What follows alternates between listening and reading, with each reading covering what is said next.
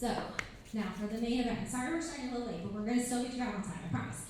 Evan Woodard is a Baltimore-based historian and relic hunter that has worked with countless homeowners and local organizations to preserve historical artifacts buried in privies beneath this city.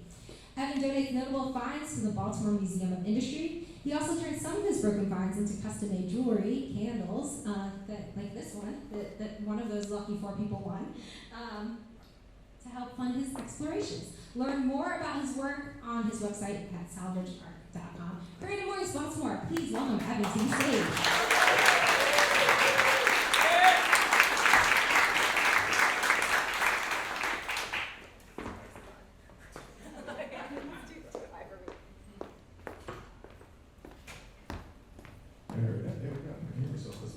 Hey, how's everyone doing today?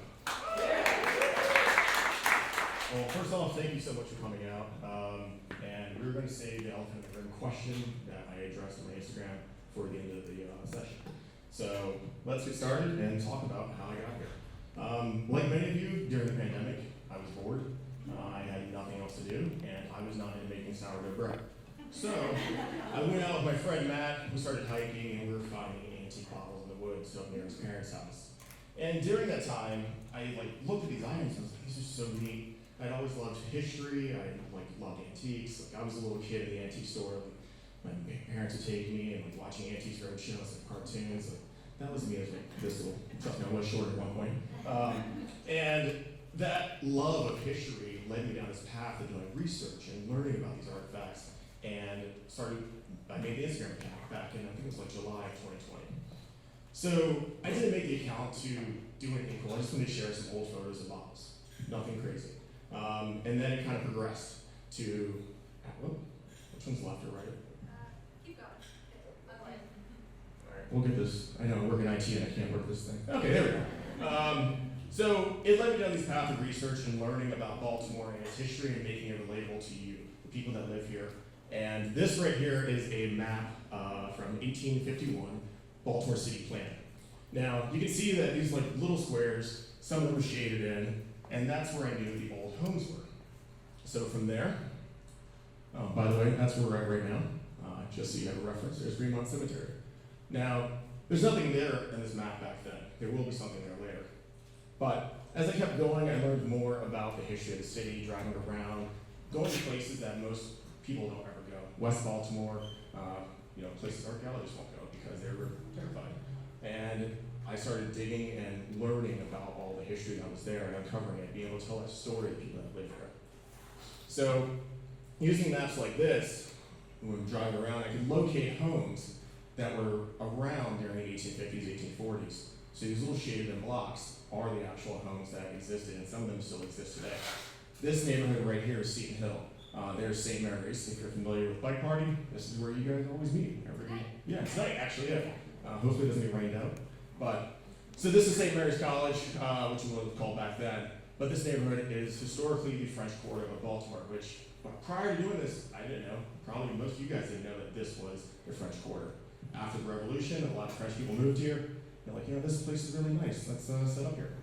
So from there, we have the Sandler Maps, and this is all public information. This is how I find all this stuff. Everything that I find, you can research about your house or anything you want through the state archives or Baltimore City Archives. But with this map, I can now look and see exactly how big or how small a property is, the dimensions, and this is from 1870. So you can see that there's little homes right here, and then there's little back homes on the back side as well.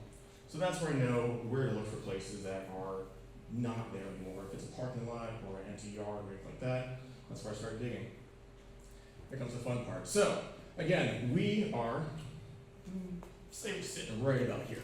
This is from 1890. This is the Sanborn of the city, of the street right here. And on the back side of us is one of Baltimore's favorite things, Burger Brewery. We love drinking. We have always loved drinking. At one point, we had over 115 breweries here in Baltimore City. We're getting close to that again. And I love it. But, so this is what you have, what it needs to be. There's a stream here, there's also cool pieces of history that just get forgotten and no one knows about in their own neighborhood. But now I tell the story about those things. So, these are two of the larger privies that I've dug. The one on the right is about 20 feet. You can see, that's actually Matt, who's not here today, but That's him at the very bottom of the hole. And on the left, we have another very large privy. This one is a brick liner that was in the Fells Point neighborhood. So digging down, you get to find all these pieces of history that are like the household trash. Before we had trash pickup, we didn't have people driving through the trucks. You just had to throw it somewhere. These items are all from your privy. So your beer bottles, your medicines, your plates, anything you broke, your kids' toys, bones, food scraps, all that stuff gets thrown in there. And then periodically it was cleaned out. But unfortunately, sometimes people were just cheap and lazy. They didn't want someone literally trucking human waste through their house because if the area wasn't accessible, they just left it in there, and that's good for me, but bad for you because it probably smelled terrible. And now I come through about 100 and some odd years later. I start digging down, and then I find all these artifacts that are left behind from the people that once lived there that tell that story. So on the left, we have a Belgian Boot Pistol from the 1860s. After this item was actually cleaned up, the shot was still loaded, fell out of the barrel itself, which is kind of neat. That someone probably just sat in the john and, whoops, crap, I dropped it. And think about that, like you're not going to go digging in the toilet now you might go digging for your phone if it falls in, but back then, this falls in a dark hole, you're not going to get that at all. So there's things like that fall in there. We find money, coins, if you have a large cent or a 10-cent coin, that's like a week's worth of work. Like if you've lost a $20 bill, you think, that's pretty bad. Now imagine losing 50 cents down the toilet back then, that's like a month's salary. But you can't go get it, because you're not going to find it. But I find it later, I turn it into necklaces and other things like that. And I clean it up, don't worry. Every piece that's on that table right there has been sanitized. There is no poop remnants on those pieces. They are clean. I wouldn't eat off it, but they're clean. So, continuing digging, once I find an object, I want to research it. I want to tell a story about it. And that's where I think I separate, or I differ from a lot of the things that are found and published from archaeological digs. Normally, it's just an item that tells you, hey, this is a beer bottle, and here's the item number.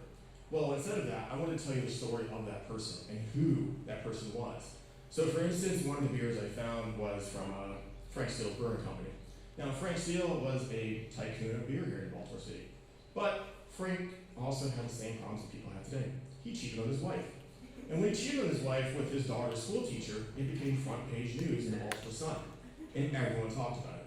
Now, we can all relate to that because we've all seen events and things like that, and we know what that is today. But being able to tell that story and bring out that piece of history that I've totally forgotten is kind of neat. Yes, that's a pair of teeth. So on the right, we have a set of dentures from about the 1880s. We had a nice long conversation with some folks from the Maryland School of Dentistry about those, and they were fascinated that they were in that good condition. The teeth themselves are made from porcelain, and the top part is from vulcanite, a very early form of rubber. I'm pretty sure they still work today, so I won't put it in their mouth. But I'm just saying, you probably chew through some stuff. And then on the left, this is one of the privies that we have to work really hard to get through, just to get down through this right here. So you see the cinder block wall. This is actually in a garden. There's a cinder block wall right here, and then underneath that was a foundation that covered over this privy. And that took about, I'd say, 3 hours just to get to that point before we even started digging down. And then we have to work down even further. It's another 10 feet. Every privy we do, we have to finish in the same day, unless it's in an enclosed, safe space, because we can't leave the hole open. So we are in a rush. We usually work with developers or property owners that are going to be doing a demo, and they don't want to stop production or anything like that for themselves. So we come in, we take care of it, and we cover it up real quickly. And that's the important part about this, is I and my friend Ryan over here, hey Ryan, he lives with me, trying to get Tim in the back to come out digging, but he's not into being dirty, so it's a thing. I'm pretty sure I could have just set weights in the bottom of that privy that you'd take it.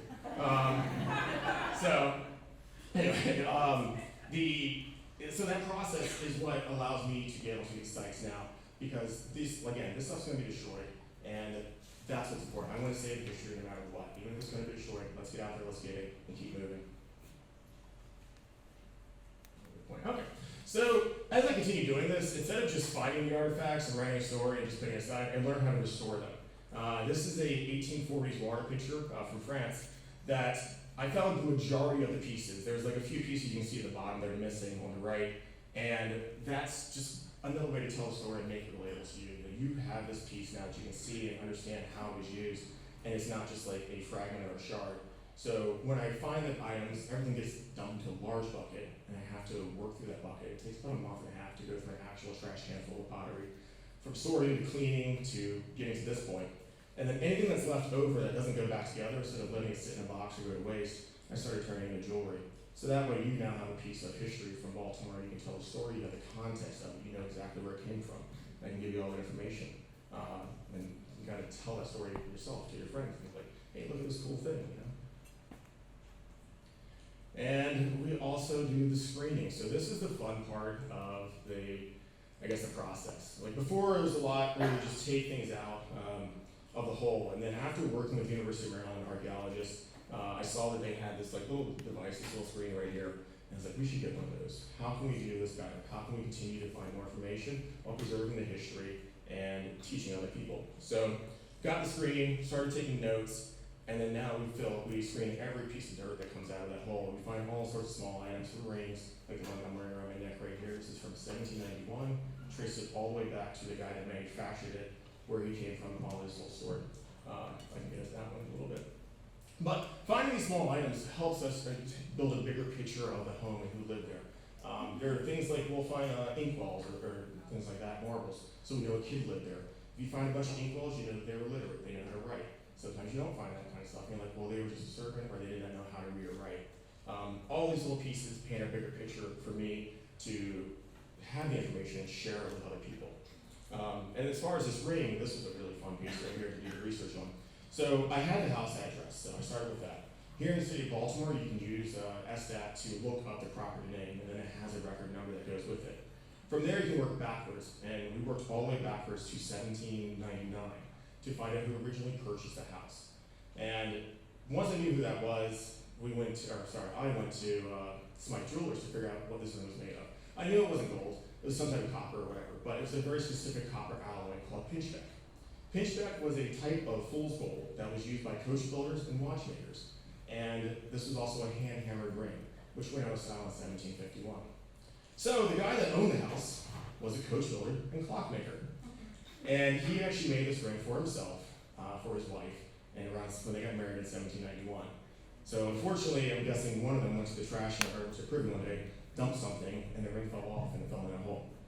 It was forgotten, but until I found it, cleaned it back up, brought his story up.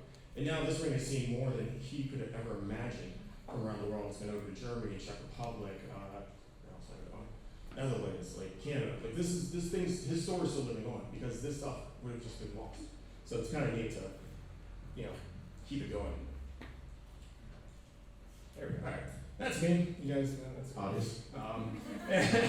That's me doing a privy. This is a little barrel privy. This is in the Seton Hill neighborhood. This is the neighborhood I've been working in for the better part of a year and a half. The neighborhood's really awesome. If you guys ever get a chance, please go check it out. It's super friendly. People there are very welcoming. And this is all like in their backyards. And sometimes they even hold like a little cookout. It's kind of neat. Everyone's like grilling. We're digging a hole. We get a beer. Great experience. Super. If you want to do that at your house, let me know. I will come through. I'll provide the beer. And on the right, we have a Toby mug. This is one of the items that came out during the public dig back in July. And this is an early picture about from early 1820s, 1830s. And this is Toby. Toby is this guy that just liked to drink, and he became like a public icon. Again, Baltimore like drinking. We're really good at doing that. One of the best things about this is that I find so many beer bottles and liquor bottles, and it's like, wow, we had nothing else to do besides drink like this. But it's not really just that, it's that the water itself was not safe. Like, not much again has changed in America, or anywhere where the water is not safe and palatable for people to drink. So it was safer for you to drink beer versus water that came out of your pipes. On the left, we have an Edward Bennett picture. This picture was manufactured right in Harbor East, which is now the H&S Bakery parking lot. This would be Fleet and Central Avenue. We've driven by it a million times, but before that was there was this massive factory, and all they did was crank out pictures like this, chamber pots, all these other like really cool household wares. After finding this, I went down to Smithsonian to do some more research, which I did not know that you just go to the Smithsonian Archives for free and do research. I highly suggest you go do it. It's really neat. You can get access, you can touch all the old stuff. Whatever you want to do, you can listen to stuff, watch movies. It's pretty cool. And then on the right, we have a Flow Blue creamer picture. That's also from the earlier part of the year, 1820s.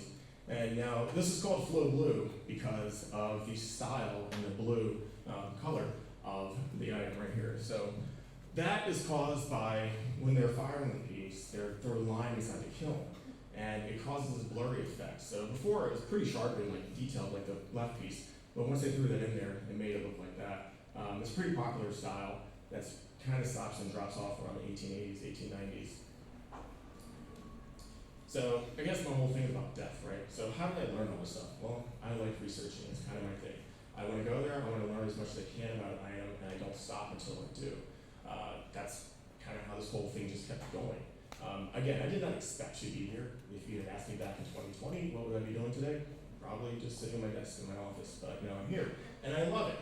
And this has allowed me to meet so many cool individuals, work with so many great organizations, and just do things I never thought I'd be doing. And now I, fix pottery, make jewelry. Like again, this is not stuff I thought I'd do. Like I was a creative person in the sense that like I like taking photos, but now here I am, like making jewelry, making bling. As a kid, I don't know. Do kids still say that? Probably not. Things I gotta learn before I come up here next time. All right. So this is these are the things. This is a pattern called a Aurora. This one was dug from a privy in Fells Point. And again, this is another piece that I was able to research and learn more about.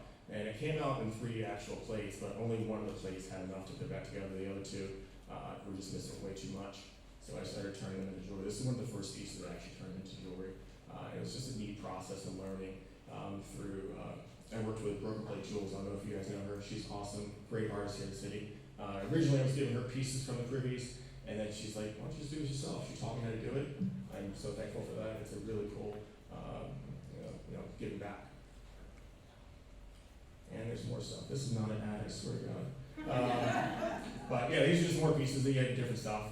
Things on the left are the blue pieces, are shell edge, which is an early form of plate in about the 1820s, 1830s, goes out of style. And then you have a very early green piece of shell edge on the right-hand side too. That goes out of style about 1820s. Oof, man. I know we gotta get you guys out of here now, so. I'm gonna rush through this. And here's some more Flow Blue. These pieces were unfortunate. I did it, sorry, I think I moved too close to the speaker. Some of these pieces are now just on display in my house, and again, I like researching them, and when I find a piece that does not exist in a database, I submit it to the database so that they now have the information and they can learn about it themselves, and it's shared and used by researchers around the world, which is super neat. And that's my cool Baltimore logo. So that's it. I think it's time for a little AMA action, so if you have any questions, we got a hand over here. Wow. Thanks, Bennett.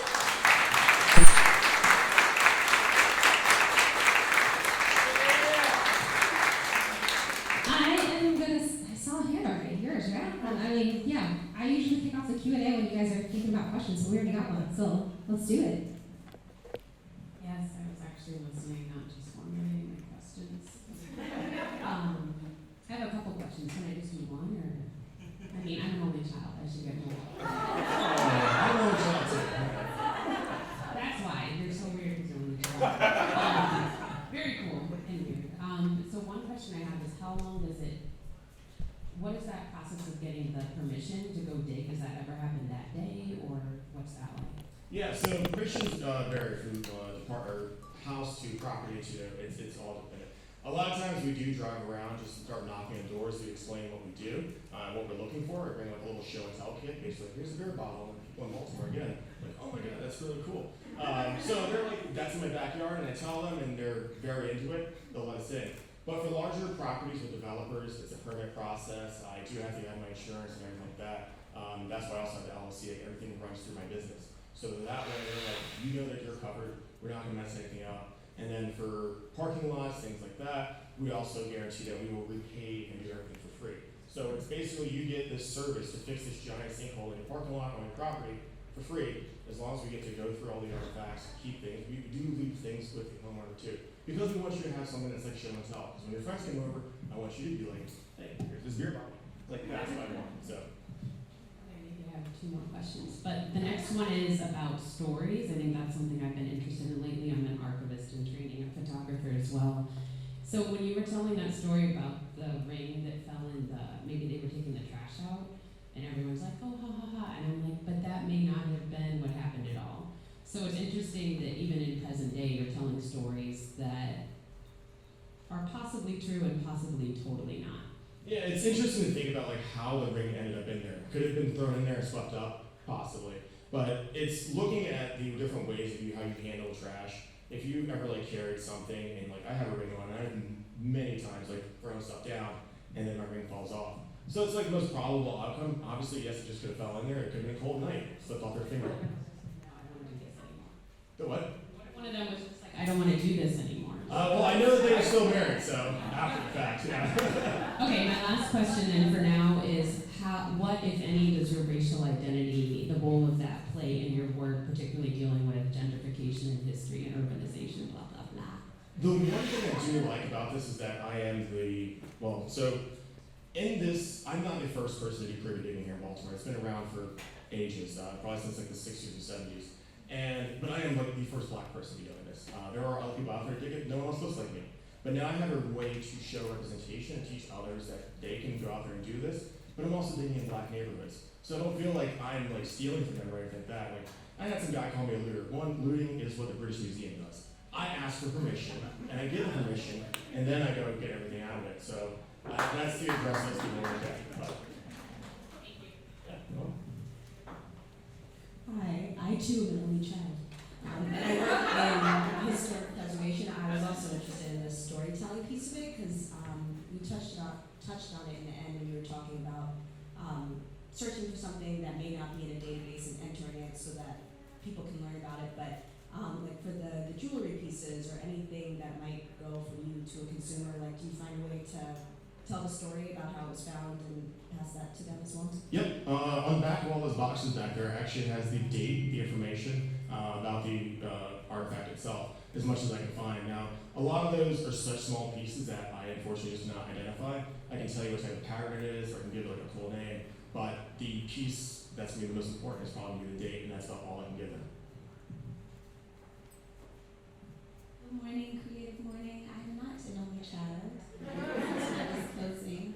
I was curious about your cleaning process, and then I don't know if this is even appropriate to ask, but how do you price? Like, how do you know how precious it is, or how much value to assign? So for the cleaning process, Scrub Daddy is one of my sponsors now, actually, which is really cool. Yeah, that was, I love my little smiley sponges, so go pick up some quick after this and tell them I sent you. I soap in water for the most part for everything, very gentle. There are certain artifacts, especially the metal ones, where I use muriatic acid to remove the rust for a little bit, and then I will run it through electrolysis to really bring it back to like where like it's almost an original state. And then for the pricing, so for jewelry and candles, it's basically like it's how much time it takes me. For a jewelry piece to get to where it's at right there takes about 2 months of total work. From actually sorting everything out, putting things together, and then figuring out what's left over, plus the digging time. So it's all sourced through that. But I don't want to make it like I'm not trying to make money off this stuff. I just want to raise money so that we can buy new tools or get access to things and stuff like that. And yeah, I just want to share some stuff with you guys. And as far as candles, I just base it off of like what I saw other candles going for. But these are like unique candles because they are not going to be like around anymore. So they're usually damaged. I either dig them myself or I buy them from collectors because they don't want them. And I'm like, well, let's just turn this into pieces that people can actually have and use and continue to tell the story. Hi, opening the only child loop back up. I would like to ask if you ever find wigs or clothes. Clothing. We find shoes. Leather is about the only thing that still lasts in the ground. Cloth usually deteriorates, but we find a lot of buttons that were part of shirts and things like that. And why do we find that all the time? Because that's what you liked with. So.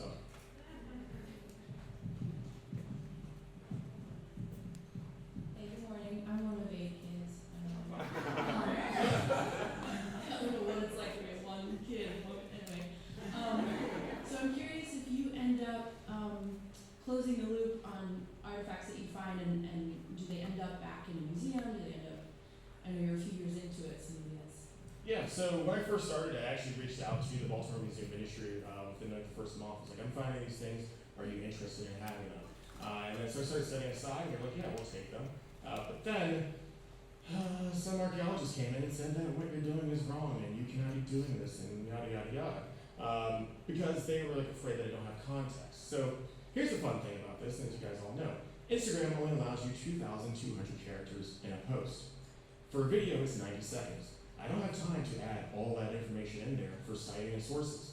Do I have a log of all my artifacts and where they came from? Absolutely. Do I share it with the museum when I donate something? Yep. But they don't get to see that, so all I do is complain and say that, again, I'm looting and doing all sort of wrong stuff. I'm like, dude, I'm doing the same thing you are, just on a higher scale right now. Just interesting thinking about how to any one individual, however many artifacts are left over after their life has ended. I'm curious how that has been shaping or reshaping your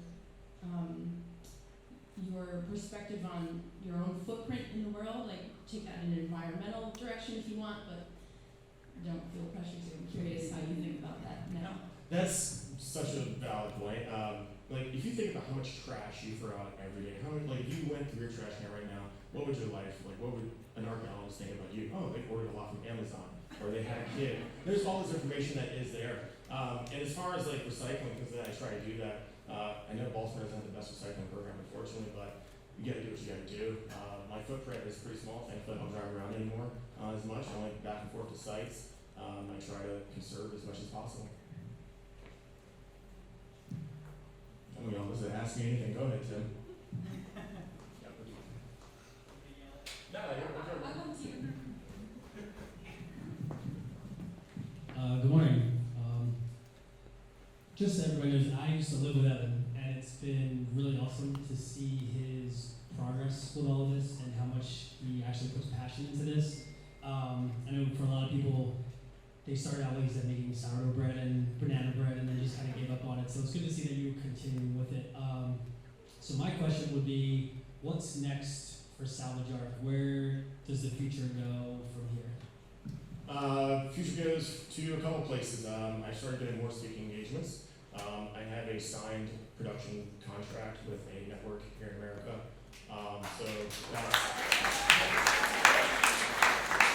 So I guess that's the next big thing. But yeah, the sky's the limit, really. I mean, keep pushing and just have fun with it. Hi, my question for you is, what's your favorite piece you found? Favorite piece? Actually, the boot pistol that's up there. I love how that was still loaded. It's kind of cool. Like when a shot rolls out, you're like, oh, well, that's thankfully it's rusted over. Can't shoot me in the face, but you know, still pretty cool.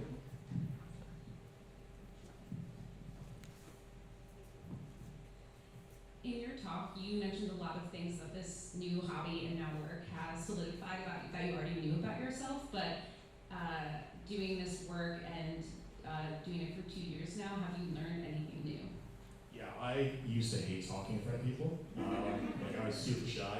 Like this was not something I think I'd be doing, but now it's like I'm so comfortable with it. I like talking. I like explaining the history and the process behind everything, and if people have questions and make it more engaging. Like that's the problem with history right now is that a lot of it in class like was not a personal story. So now like let's talk about like how this affected people back then and make it relate to you.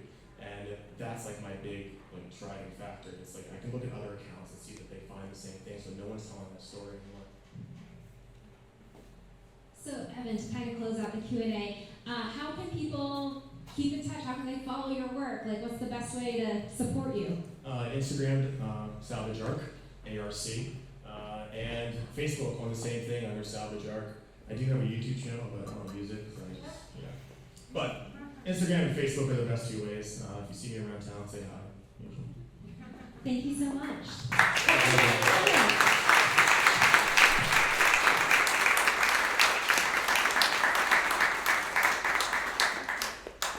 Evan also, if you are interested or have some time, does have a couple artifacts for sale today on a table back there, so definitely check that out. I want you all to share what this looked like on your end. I saw people snapping some photos. Tag us. We want to see it. We want to repost it. So our Instagram and Twitter, which we're, to be honest, not that great at. If any of you are great at Twitter, want to be our Twitter volunteer, come talk to us, is Baltimore_CM.